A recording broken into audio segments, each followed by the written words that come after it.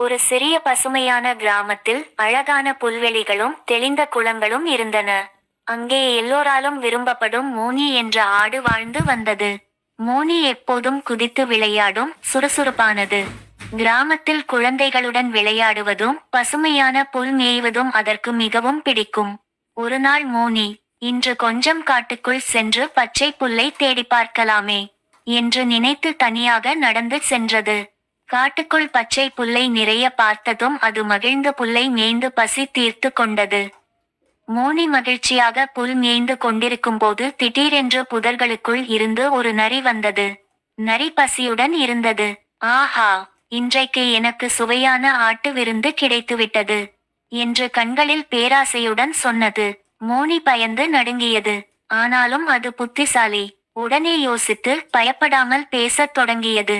மோனி நரியிடம் மெதுவாகச் சொன்னது, சாமி, நீங்கள் என்னை சாப்பிடலாம். ஆனா இங்கே மண் தூசி அதிகம். என்னை இங்கே சாப்பிட்டால் உங்கள் வாயில் எல்லாம் தூசி மண் போய்விடும். அதற்கு பதிலாக அருகிலுள்ள ஆற்றங்கரைக்கு கூட்டிச் செல்லுங்கள். அங்கே சுத்தமாக இருக்கும். அப்போ உங்களுக்கு சுவையாக இருக்கும் என்று கூறியது.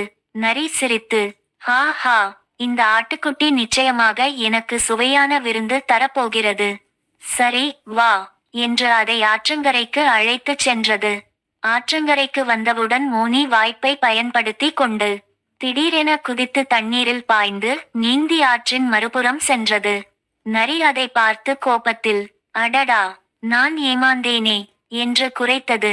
ஆனால் நரிக்கு நீந்த தெரியாததால் ஆற்றை தாண்ட முடியவில்லை. மோனி பாதுகாப்பாக மறுபுறம் சென்று மகிழ்ச்சியுடன், அறிவு துணிச்சல் இருந்தால் எதையும் கடக்க முடியும் என்று நினைத்து கிராமத்துக்கு திரும்பியது. கிராமத்தில் குழந்தைகளும் மற்ற ஆடுகளும் அதை கண்டு சந்தோஷப்பட்டனர்.